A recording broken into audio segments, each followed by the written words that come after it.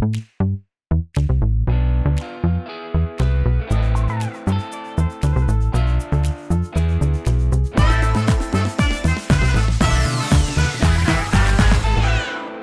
and welcome back to everyone's favorite fintech investing podcast, because it's not fintech investment advice. My name is Alex Johnson, and I am joined, as always, by the brilliant and wise and powerful author of the Fintech Brain Food newsletter, Simon Taylor. Simon, what's up, buddy? You know, I am excited to be back with the one and only Alex Johnson, author of the Fintech Takes newsletter, and possibly like on the 2x2 matrix of nice and competent, you're one of those unicorns that's in the top right quadrant, my friend. You've kind of got that thing nailed. What a lovely compliment, Simon. I really appreciate that. You speak right to my heart as someone who's looked at a million of those 4x4 grids. Just as an exercise, I think what we should do this weekend is make a 4x4 grid for like awesome human beings, and then just like find a way to put yourself in the top right quadrant, because that's what everyone who like builds one of those things is like, regardless of like what the parameters are you build, design it in a way where you're in the top right. That's the trick. Did you ever play the game Top Trumps? It's like the card game where you've kind of got like, I don't know, it might be sports teams or it might be sports stars, and they've all got statistics. They might have like 4 or 5 statistics. And the idea of the game is both parties draw a card at the same time, and you will have potentially, with most cards, one statistic that beats the other guy. And so the trick of the game is to pick that one statistic where you win, which is kind of how most financial services companies report their annual results. So, you know, it's that is 100% true, right? Like as you were talking about that, I was like, SoFi, you're talking about SoFi, right? So like that's pretty much what we're doing. And actually, speaking of that, for those who may be listening and didn't see this, Simon and I and our friend Julie Verhage Greenberg published a special edition, I guess, of the Simon's newsletter. It's in Fintech Brain Food, and it's on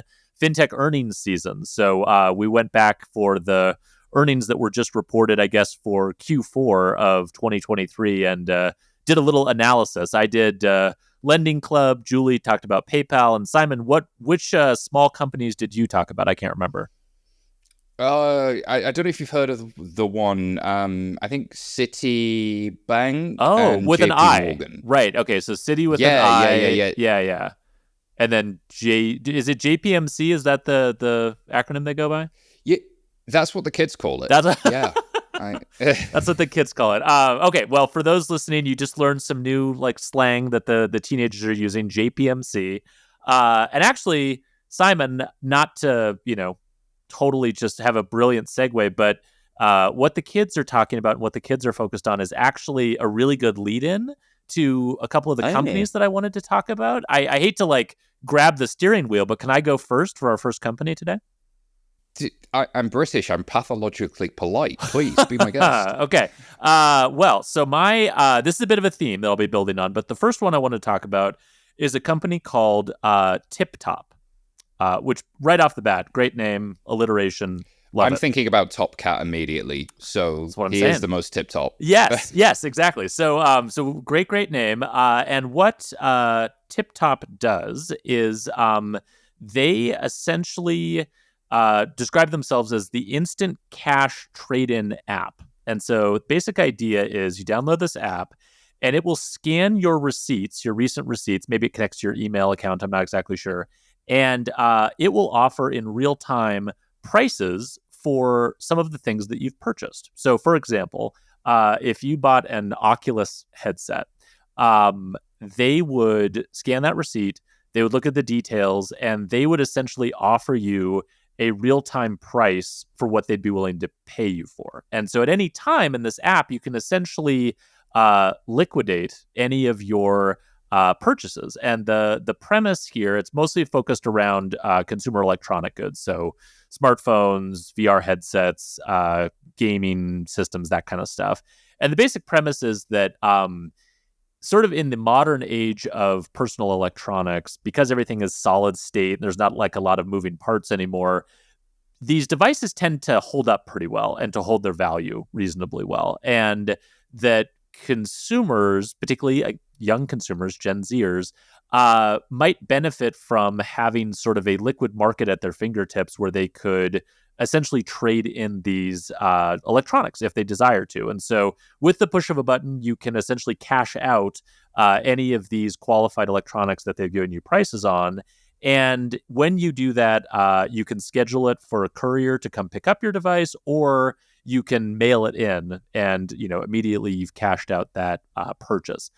This is something that I've actually seen quite a few folks kind of tangentially in the fintech space looking at. Sometimes it's referred to as the circular economy or upcycling, but it's this idea that even like physical possessions should really be thought more of as sort of temporarily rented assets than like things that you're going to own forever and that will eventually end up in your closet. And part of the appeal, I think, of that to a Gen Z consumer in particular is, let's throw less stuff in the landfill. But it also, I think, kind of taps into this like evolving idea of ownership and, thinking about everything you own, not just as something that provides utility in your life, but something that has a sort of ongoing monetary value that you should consider something akin to your bank account. Or maybe a better analogy would be, gift cards that are in a drawer somewhere. Like there's a balance in your life associated with some of these different assets that you should be able to be aware of and tap into. The other thing that's interesting about these guys, and then Simon, I want to get your quick take on this because I know you're down with Gen Z, is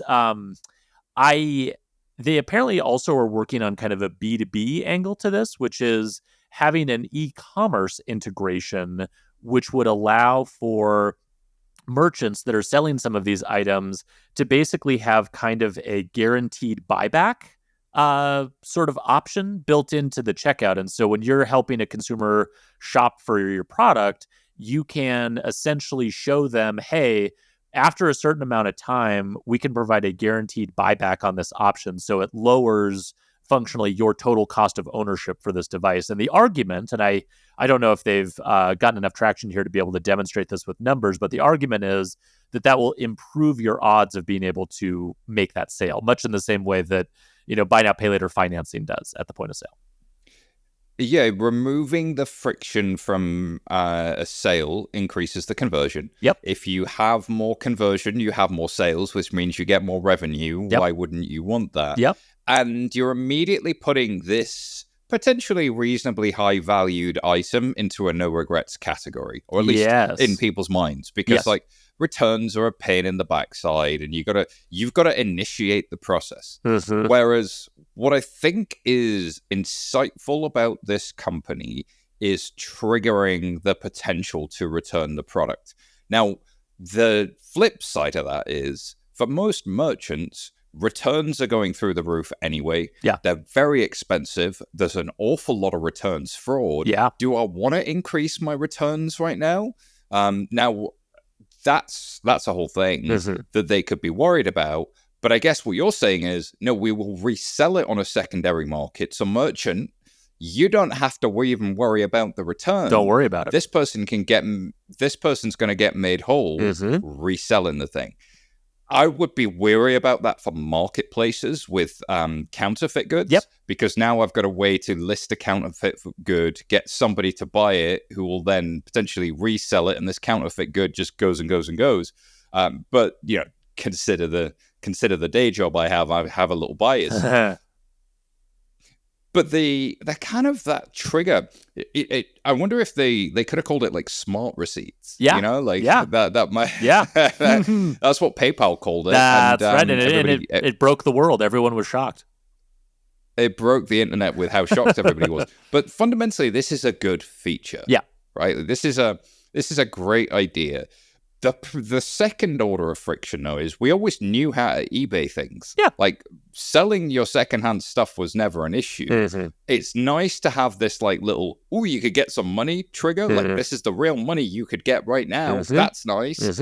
But without the, like, okay, who's going to manage the schlep? Who's going to package this thing? Who's going to come pick it up? I spent I don't know about you, but I spent half of my life returning stuff we got from Amazon or that doesn't fit the kids anymore, and Oh some yes. secondary stuff. Oh yeah. We do a lot of sales of baby equipment that we no longer need, particularly now that we're done having babies. So like as the youngest one grows out of stuff, we're like, okay, so who out there on the internet needs this thing? And you're giving me a great flashback to recent experiences my wife has had where she's getting emails from people at 10 at night going, hey, can we stop by and grab this? And she's like, okay, sure. And she puts it out on this, porch, and then no one comes by to grab it. So there is a lot of friction associated with essentially getting rid of stuff that you don't want. And I mean, I'm kind of a collector of old electronics, but I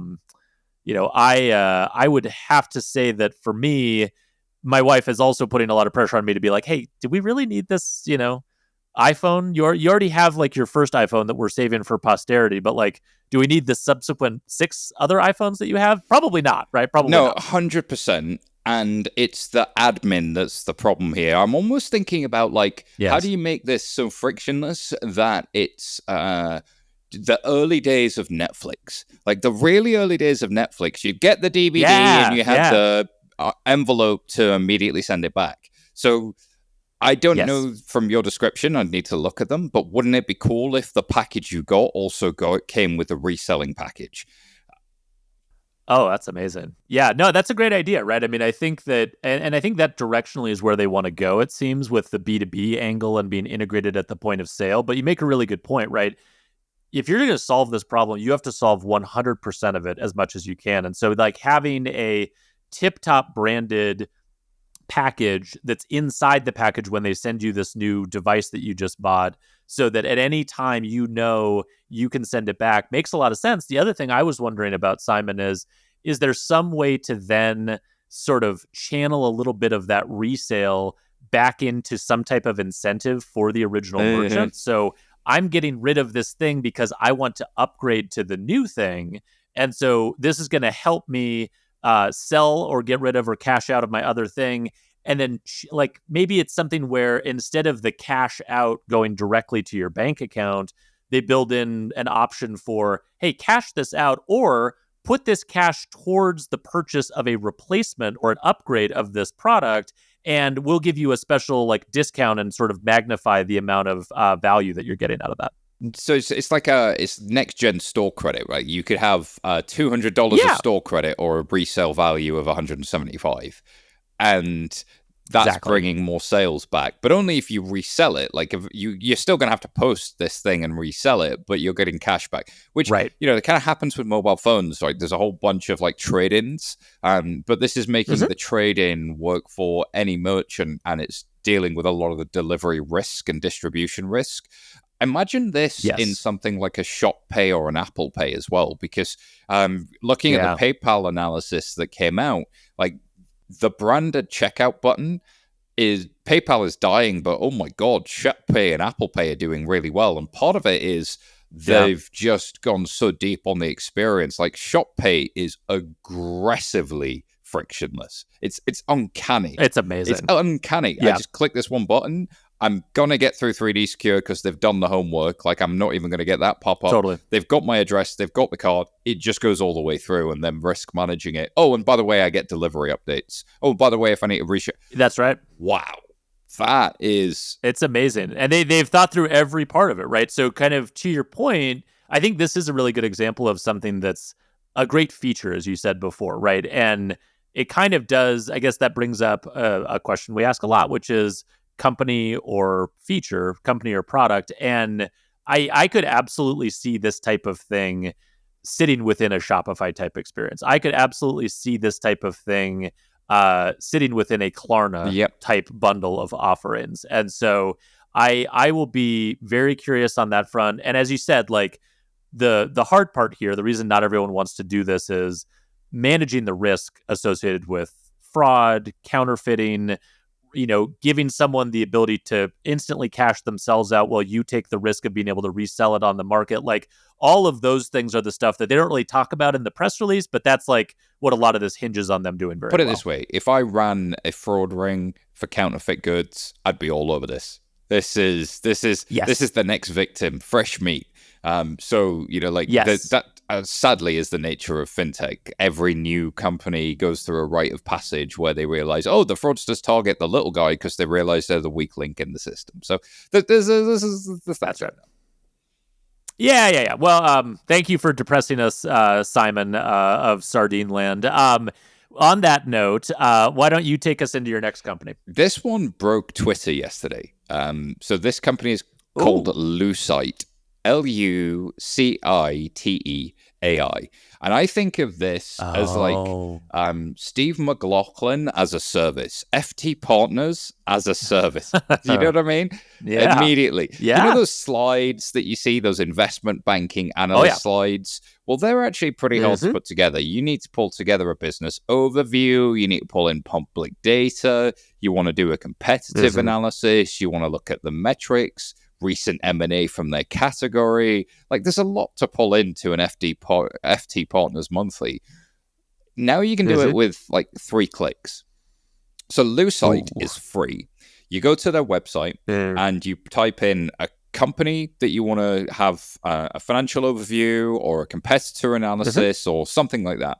And then you put in their stock ticker if they have one, and then you put in their website. You click a button, you wait a couple of minutes, and you get PowerPoint slides that look uncannily like investment banking analyst slides. Wow. What are UPenn interns going to do now? Like, it's just back to making coffee, well, guys. I mean, that's the question, right? I mean, it's that's a really interesting example. And I saw you, I think you tweeted about it recently, and I was adding it to my list of cool things Simon has discovered that I'm going to go play with now over the weekend. But it is a really interesting example of, and we've talked a lot about like generative AI on the podcast broadly, but it's funny, whenever you talk about generative AI, we talk about sort of, I call it over-eager intern as a service, right? Like, really enthusiastic, energetic intern, doesn't necessarily get everything exactly right, but as a service, never gets tired. You can call it 1,000,000 times and it'll just go do it, and it's just thrilled to Which help is you. kind of all interns. And it is absolutely all interns, right? I mean, like, when my first job in fintech, I was an intern, and I swear I was like a labradoodle, just like sprinting through the hallways, ramming into stuff, knocking stuff over, making huge messes that other people had to clean up. Like, I wasn't like the glorious paragon of efficiency that I am today, Simon, but I was eager, and I like to think on balance I was helpful. And I guess the thing I'm really curious about here is we keep conceiving of what generative AI can do as removing the sort of the lowest rung of kind of low value human work, where there's that level of judgment and sort of discernment, but it's not something that you're ever going to pay, $1,000 an hour for. But I do think there is this bias to assuming that when we say that, oh yeah, but that's like someone else's low value work. That's not my low value work. My low value work is actually high value work, right? And so you think about it in the context of someone doing like data entry at a community bank or something, right? And it's like, okay, like maybe that person isn't going to work anymore. I don't think that undergraduates of prestigious universities are necessarily thinking that this was going to replace them, but there was no real reason to assume that like generative AI doesn't care, right? Like data entry for a community bank, compiling information for a board meeting, and compiling information for investment slides that are going to go to, senior partners and investment bankers. Generative AI doesn't really make that distinction. So even though in society we might draw distinctions between those two and how much we pay people to do those work, we don't really draw that same distinction when it comes to the technology. So this is kind of breaking my brain a little bit. Right? A little bit. Now, standard disclaimers apply for anything AI related, which is number one, this is done with publicly available APIs on GPT-4, right? So yes, why couldn't anybody just go build this? In fact, they already are. Yeah. Somebody reached out to me to say that Microsoft is working with the London Stock Exchange Group to make this a default option for investment banks as part of PowerPoint with Microsoft Copilot. They're going to be fine. Makes sense. Somebody else reached out to me, a man who runs, I forget the name of his M&A company. I think it's Parkhurst. They have Capital IQ, which is a whole other platform, and you can just build a dashboard pretty quickly that produces a lot of this sort of stuff. But Hmm. that's not free and it's not publicly available and it doesn't just need an email address to get it done. There's a democratization Yes, sir. element that's going on that's kind of Yes, powerful. sir. So there's all of the AI disclaimers, but I think the most important thing about this is like the cost and energy involved of producing it with 3 clicks was still pretty great. The fact is Yeah. anybody anywhere around the world can now do this almost instantly, and that's pretty cool. The second point, though, is if you actually go look at these slides, they're very generic and it's okay.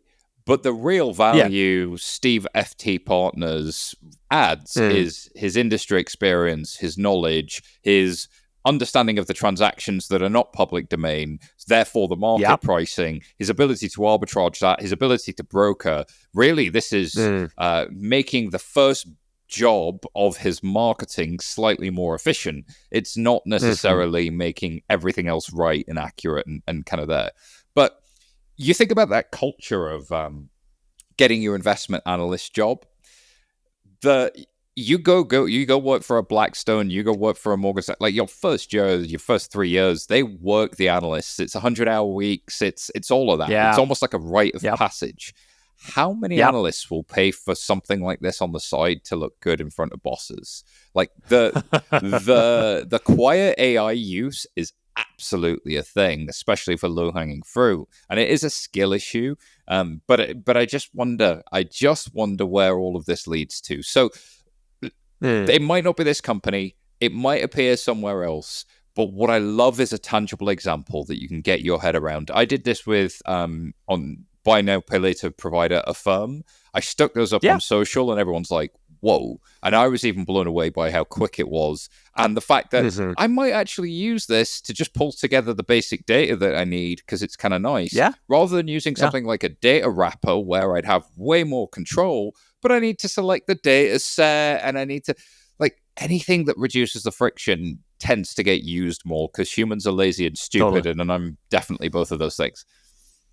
No, no. You are brilliant and hardworking, but speaking for the lazy, stupid population, I totally agree. And I think that the challenge, as you articulated, right, is a lot of the value is like, as you said, data, right? Like Steve knows things that other people don't know, and it's not public and it's not on the internet. And so, and you apply that broadly to things like AI, and it's like, what private proprietary data set do you have that no one else has? And then what can AI do on top of that data set? And I think that that's a really, really good observation.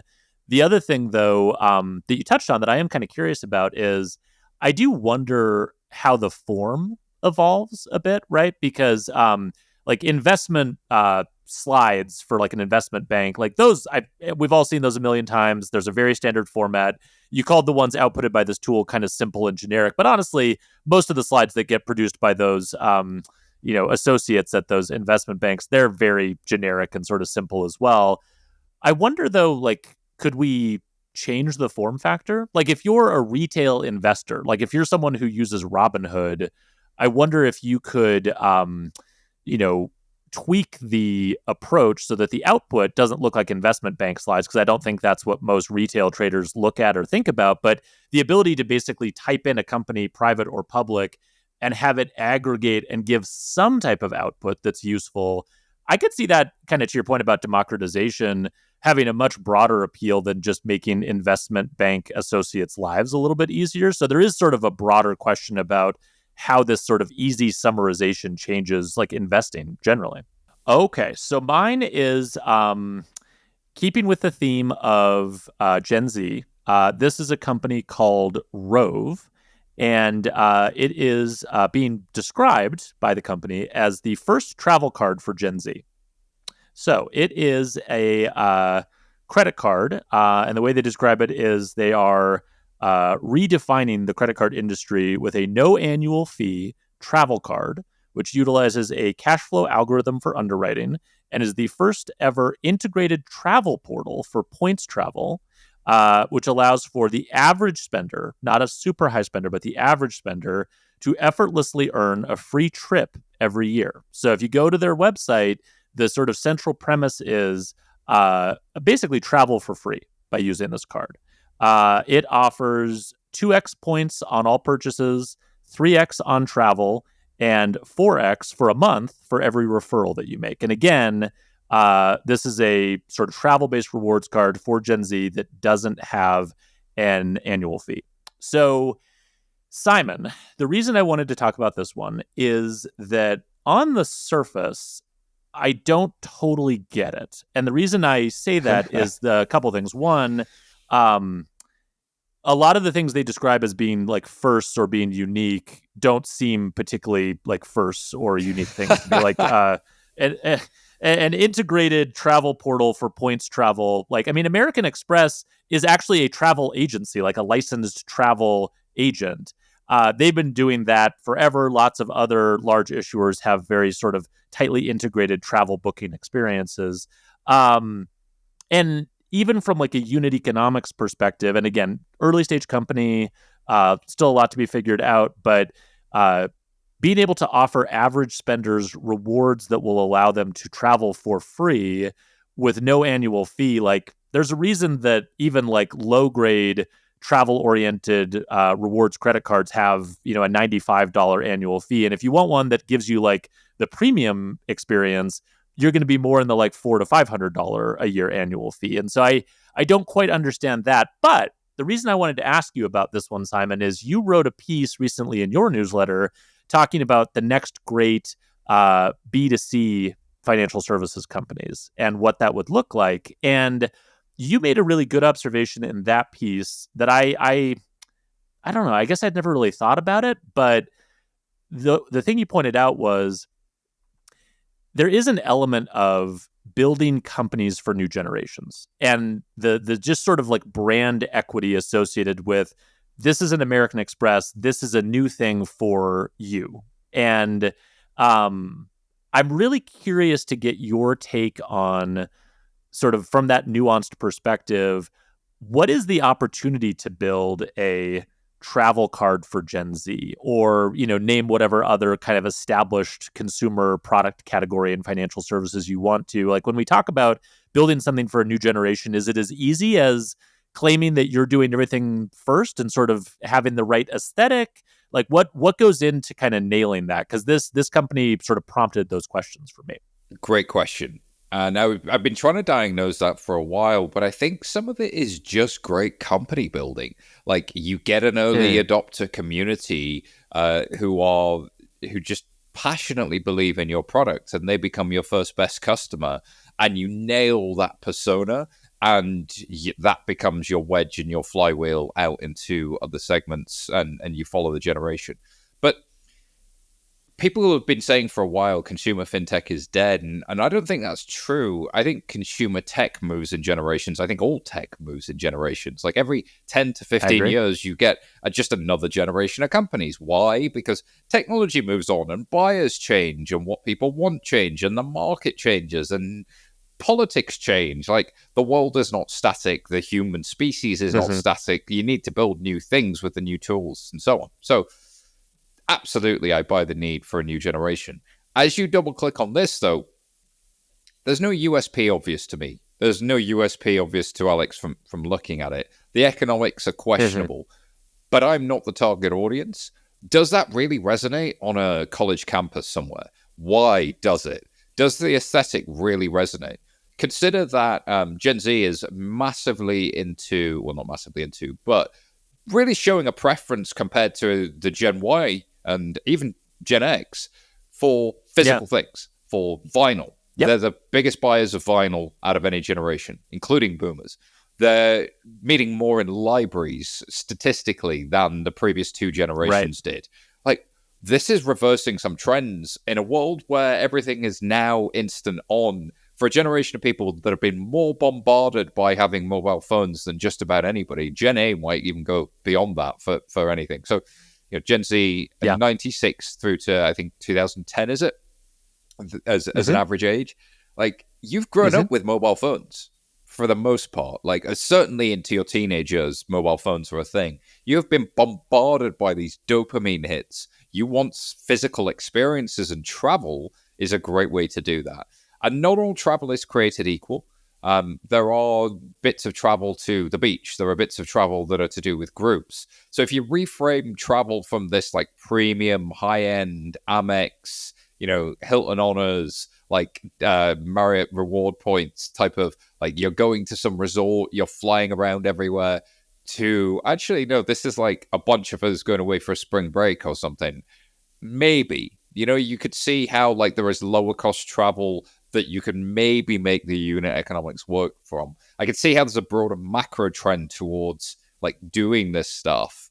But I don't know. What do you think the wedge would be? What do you think would make this stick? Yeah, I think that you're right generally in the sense that there is an advantage to being able to speak to a group of consumers that you just sort of intuitively understand better than other providers in the market. And so to your point about sort of generational turnover in consumer tech and consumer products, I think that's a big part of it. And, I mean, you and I are not Gen Zers. We're too old and broken down to even pretend to be in that generation now. But so it's a little hard for us to like kind of judge the aesthetic, I think, and that's the thing that's really hard. I mean, even if I was like investing in the company, I would be like, can I get like someone who sort of is more the target market to evaluate this, because I wouldn't trust myself to know what's going to sort of stick with that particular target market. I think the thing that I would worry about or kind of question is which areas within financial services are most ripe for a generationally different product that doesn't necessarily have a massive moat around it from a business model perspective. And that's the thing I struggle with credit cards, right? Is that credit cards are a great business, but it really is ultra competitive. I've sort of described it in the past as being a knife fight in a prison yard every day, right? I mean, like the ones who are in this space, the JPMCs that the kids are all talking about, and American Express and Capital One, Citi, like they are like knifing each other in the prison yard every day to grab just a small segment of customers or to move a little bit of spend over from one to the other. I mean, it is intensely competitive. And the unit economics are great, but they only kind of make sense at scale. And so it's really hard to get to that point. They only make sense at scale, and their sweet spot customer that they talk about skews older and higher earning. Yes. And Yes. So you almost have this like moving sliding scale of how old the institution is and how old their customers are and how much income they have.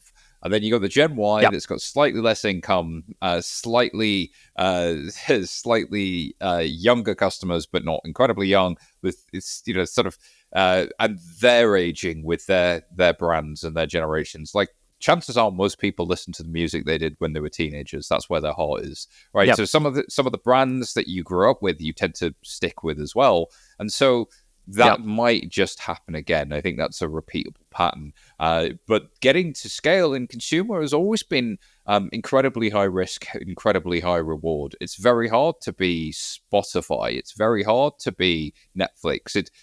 How many also rans are there? There is absolutely a power law in consumer, and only a few big ones break through every year. Most of them will fail. This might be one of those cautionary tales, but it might not, because the prize, if you do succeed, is enormous. So, funnily enough, it reminds me of a business in the UK called Yonder, which is the UK doesn't really have a Chase Sapphire in quite the same way. You don't have that, like, everybody has a credit card thing, especially in the under 40s and under 45s even. Like, you see a few people with Amexes, but they're few and far between. Whereas what they've gone for is like, okay, this is not on the surface of it a travel card, it's an experience card, which includes travel, but it's mostly around food, it's mostly around city breaks, it's mostly around something else, which is much more what people in the urban cities are more concerned about. Frankly, they're way less likely to ever afford a house. They're way less likely to be doing big travel, especially even compared to their American peers. Like the UK under 40s are like struggling by contrast as a generation to their global peers. So this is something that you can achieve that gives you a sense of status that you can kind of work with. I think there's value in that, and they will make a very good business. Credit card interchange is naturally better. Credit card, Yep. like with a fee, is even better. But the interchange is there unless Durbin 2.0 gets rid of it. So who knows? Well, if Senator Durbin is listening to this podcast, please, please, please just chill out.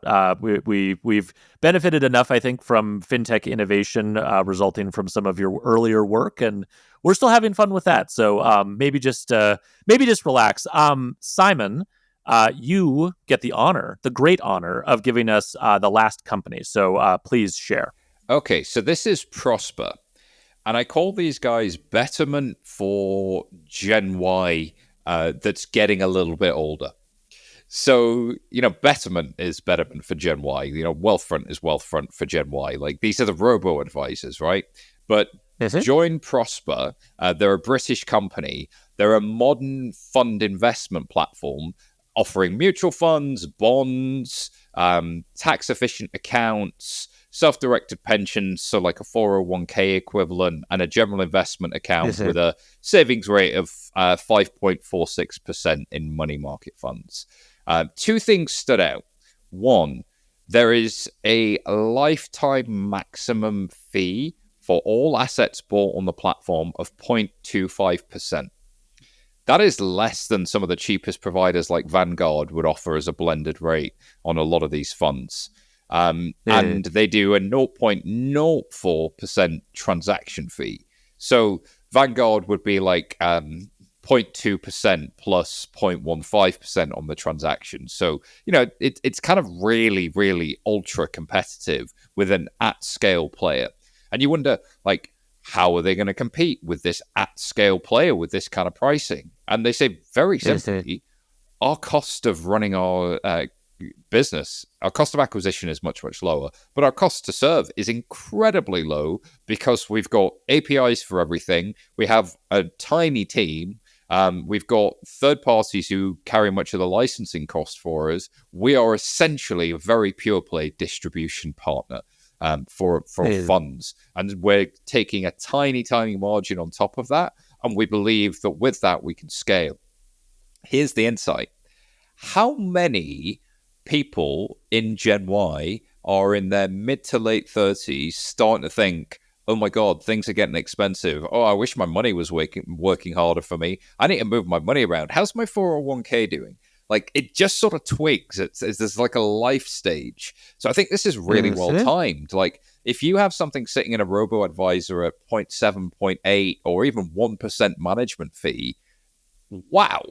A 1% difference in your management fee over a 30-year life of a pension can cost you half of the total by the end of it. So let's say with a 1% fee, you were going to save a really impressive pension. You were going to do really well in life and you were going to get to $500,000. If you drop that fee all the way to zero, or you remove that 1%, then you would have $1 million because of the nature of compounding. And people don't realize that, but they're starting to wake up to it. I think we have a cost-conscious movement coming to Gen Y, and this is really well timed for that exact reason. That's really interesting. The timing point is a good one, right? And I hear this from founders in fintech every single day, right? Like timing, luck, like when your solution hits the market at the right time. I was just thinking, so we were talking before about building products for younger consumers and kind of catching that generational wave. Like Robinhood would be something without COVID and us all being locked down, but it's not the same company if that doesn't happen. So like timing is everything. And it is actually an interesting contrast to someone like a Robinhood where everything I see from Robinhood these days is them trying to become something kind of more like this, like passive investing, thinking for the long term. So I think even in their customer base, they're seeing this shift of, now like our customers are a little older than they were 5 years ago, and their priorities, particularly in a non-ZERP environment, have changed. And they are starting to ask these really specific questions about, like what is the cost of these management fees for compounding for investments that are going to take 30 years to mature, and like making those decisions is really interesting. I also think, to your point about the small team technology driven business, very sort of light distribution layer over the top with a very small sort of vig that you're taking. I wonder if we're going to see more of this in financial services and in fintech moving forward, because for a while it seems like the model was try to basically build like an incredibly sort of ambitious like LTV of your customer. Like, I want to do everything for this customer. I want to bundle in a huge number of products, and I want to increase my margin over time. And I mean, just speaking from kind of more of a US perspective, I think we've seen a lot of consumer facing fintech companies fail at that LTV thing, right? Like, that's always like a slide in the pitch deck is, over time, our LTV is going to We'll go up, our cross-sell a margin's going to bunch. improve. And yeah, and it's like, guys, I hate to break it to you, but like a thing that's been hard in financial services forever is cross sell, right? You earn the right to win one thing, and with the assumption that you're going to be able to cross sell your way into paradise, and you can't cross sell your way into paradise because consumers just don't go for that, right? Like, it's way harder to do. Banks have been struggling with that forever. That's why Wells Fargo cheated and just opened up accounts in their customer's name. Cross sell is really freaking hard, and so there is something, I think, to this idea of, look, we're going to build a model that if we get scale will make sense for us forever without having to do anything else. And I'm not saying that these guys don't have a roadmap with other things they want to offer, but like, I like the idea of just going like, what if we got to scale with this business model, with this cost and with this structure, and we just took this percentage forever. And our model was just drive as much scale and volume through that as possible. And there's a certain kind of discipline to a model like that that's not based on the magical thinking of cross sell that I kind of like, actually. Cost discipline is so hot right now, and It really that's is. that's been the mantra for about 18 months on the like renegotiate with your vendor. Every CFO Right. wants spend management. Like, we saw all of that, but cost discipline on the consumer side is a conversation we haven't really had, and the tooling to achieve cost discipline is kind of been missing. So timing is everything. I really Yeah. like that as a model going forward.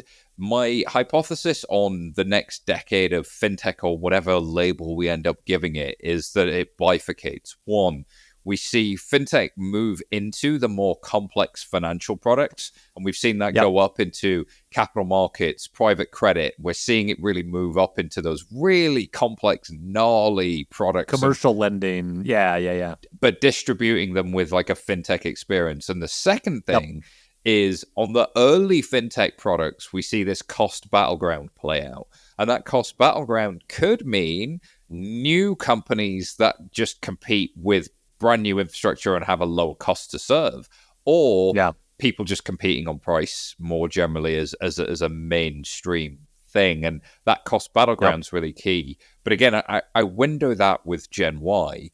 The window for Gen Z, perhaps they're not as price sensitive at this stage. So That's probably true. it's companies moving generations. It's absolutely true. That's, I think thematically, that's something that we've been hitting on across all of these companies. Simon, first of all, congratulations on keeping to a very efficient podcast so far. Like, we are like zipping right along. This has been going great, which leaves us a little bit more time perhaps than we normally do to manifest a couple ideas. Sure.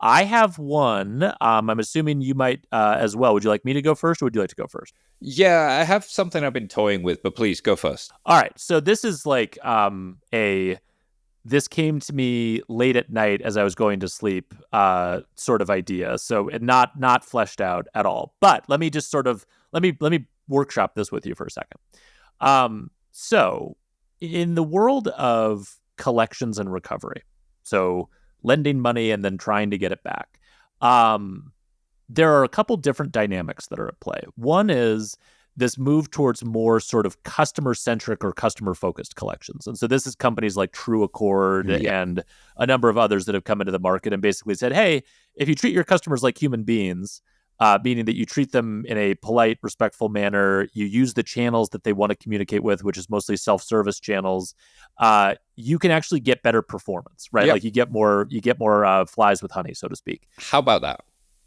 That's shocking. It's like, just blows my mind that consumers might prefer that type of experience. And then on the other end of the spectrum, when you get into recovery, where the debt's been written off and it becomes more of a game of like, hey, creditors are just going to come after this consumer to try to get as much recovered debt as possible, whether it's on behalf of the financial institution or if the debt's been sold to a third party.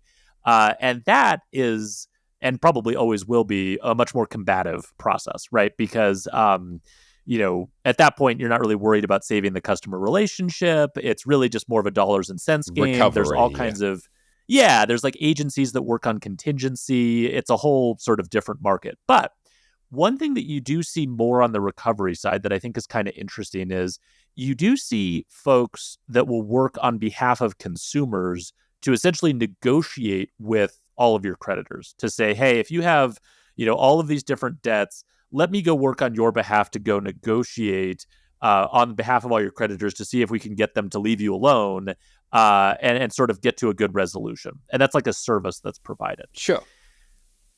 Mr. Taylor, I wonder if there's a similar need for more of a cross-institution collaboration for earlier stage collections. So the concept here would be that if you as a consumer hit some kind of rough patch in your financial life, like you have an unexpected medical expense, you lose your job, whatever kind of thing happens that kind of temporarily derails your ability to pay. Today, there's the ability on an individual one-by-one basis to work with your lenders. Maybe they'll have kind of proactive pre-collections work that they do. You can get sometimes forbearance programs or payment plans in place, but it's done on a very individual one-by-one basis. And collections in that environment is almost more competitive or zero-sum in the sense that all of the different lenders treat it as like, hey, I got to get the customer to prioritize paying me back at the exclusion of maybe paying back some of their other creditors, right? So it's like Sure. very zero-sum kind of competitive. I wonder if there's a way to catalyze a different model, which is to say, hey, as a consumer, I've hit this rough patch.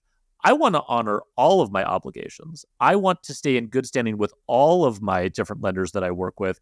Can we all come together through some sort of collaboration mechanism where I can kind of figure out with all of you how I'm going to pay all of these back and sort of more of a collaborative payment plan process rather than it being done in an individual basis. So this is a little pie in the sky. Would be hard to kind of catalyze this shift in the market, but I do think there is a value in making early stage collections, particularly for that like emergency, my life has been thrown into chaos use case, more collaborative rather than zero sum.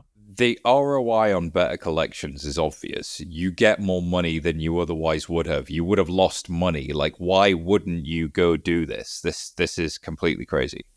And it also saves the customer relationship, right? Like, I think the other thing that you really want to avoid, and this is why collections is fundamentally different than recovery, is this is a good customer, right? And like, the worst thing you can do is end up in a scenario where you're writing them off or you are sending them down a path where their collections treatments are going to be really like aggressive and sort of destroy your brand value with that customer. Like, all of those are losses on the investment you already made to acquire this customer and build up loyalty with them. Why not protect that investment? Why not protect that investment? I think the other thing that came to my mind was just the benefit of that customer, their mental health. Like, this is totally such a better experience. I mean, it's the True Accord business case. Yeah.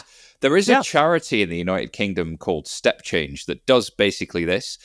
Essentially, they will negotiate on your behalf with all of your creditors, and then they will find the most efficient way to pay that debt down. But essentially, they receive money from you, but they also are a charity, so they receive money externally, and they use that funding to pay all of the creditors some portion. And so all of the creditors are getting a piece of their cash flow, not just like the first one first and the second one second, which is what a lot of debt consolidation agencies do, is they pay down the high costs first. So it's not debt reconsolidation. It's a true charity in that sense, but they're working differently and their value proposition is differently.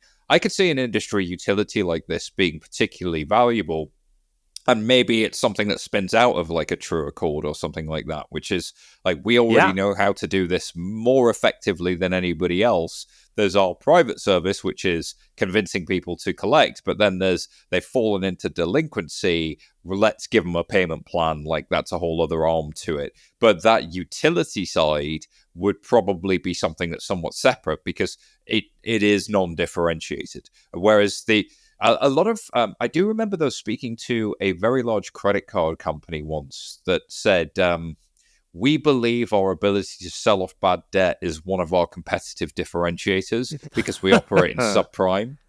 And Yeah. first of all, I was like, that is the most clinical, savage thing I think I've ever heard. It works on a Brutal. spreadsheet, but ill. Um, Yeah.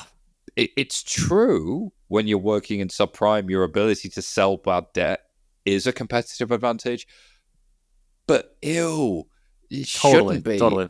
It's not the Ew. industry we want, right? I mean, we're trying to manifest things here. Like, that's not the industry that I want. And the other thing I'll say on the utility front is this also feels like something that could really get unlocked by open banking. Because I think the other thing that we're going to see a shift around is today consumers treat all of their financial relationships as like siloed relationships, right? So it's like, hey, this company's calling me, I got to call them back. I have a question for this company over here. So like, I think of my financial life in a bunch of different silos.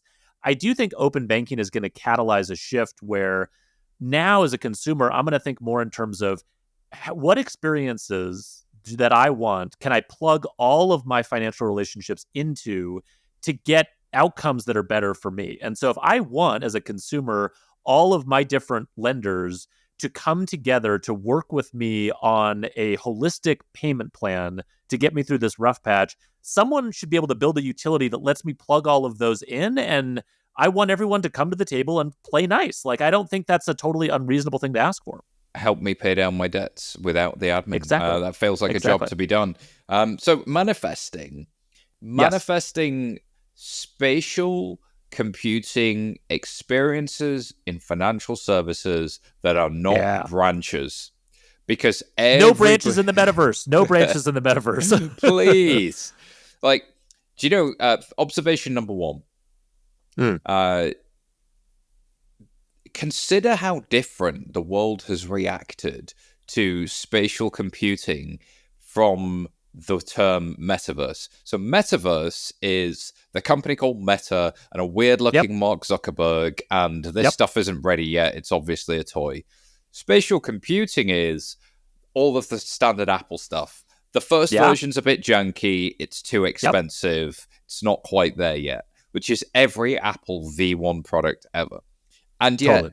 the tech nerds aren't saying this is a toy. It's like, now I have the 6-screen setup of my dream and I have it Yeah. everywhere. I have the Yep. desktop experience everywhere. Now, what would that look like to be a power user everywhere? So that's kind of nice. The second Mm-hmm. thing is, will they start to move towards presence? Like, actually, could this democratize? Could this make distance less of a thing? Does it Yep. actually bring back the person from the branch? Does it bring back human in some way? Does it bring Mm-hmm. back something else? And the last Mm-hmm. question is, like, what does payment look like? Is it like pinching my fingers? Is it some weird handshake? Like, what's the gesture for payment in spatial going to be? So, like, the more I think about it, the more I don't think it's as ridiculous as it sounds on the surface. I just can't imagine we are going to see a blizzard of spatial banking blog posts come in the next 6 to 12 months. But what's Oh, yeah. really excited me is how many developers are getting their hands on this stuff. The fact that the hardware has the ability to store credit and debit cards just like an iPhone does, so you can Yep. put payment tokens into this thing. Like, Yep. it's not crazy. Like, I've always been No. an optimist. I hate buzzwords. I hate here's the new thing. But the little tech nerd in me, that little hopeful, non-grizzled, cynical teenager is still like, oh, this could be quite cool, actually. We could do some interesting things. What happens when talented young people get their hands on this? What experiences might they design? Please don't design a branch. That's I am manifesting spatial experiences that are good, that are not a branch. Amen. I could not agree more. I will offer that the rubbing your fingers together as if you're asking for money would be a good spatial gesture for pain. So maybe we can manifest that. Does that come with the little MasterCard sound that they spent so much It money on? should. It should. This is MasterCard's moment. Like, you rub your fingers together and like MasterCard's pleasing little chime sound happens. The payment Which is goes aggressively through. loud on every point of sale system in the United States. Totally. Nowhere else in the world cares, but in the US you hear that thing so loud. It's so unnecessary. Right. It just like it haunts your dreams. So we have that going for us. I think tying it all the way back to the beginning, having Apple have the integration with TipTop so that I can see how much I can sell my $3,500 piece of hardware for when my wife gets mad at me. Like, how much of that total cost of ownership can you improve for me would be a nice feature. But no, I completely agree. The one thing I'll just toss out there as a slight thought on the sort of spatial computer native experience would be the financial education. And I say that with like all of the like concern about that being a buzzword.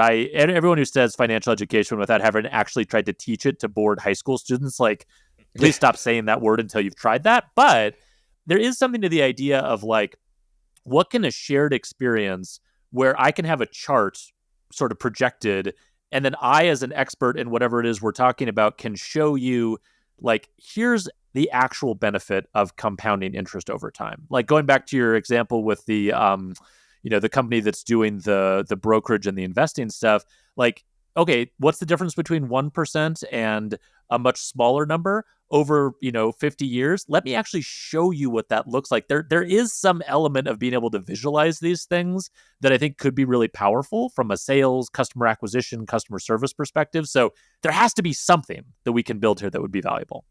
Fingers crossed. Simon has his fingers crossed. All right, Simon, that was a wonderful thing to manifest. As always, a delight to talk to you. Thank you for your time, and let's do this again, shall we? Yeah, okay, I'll be up for that.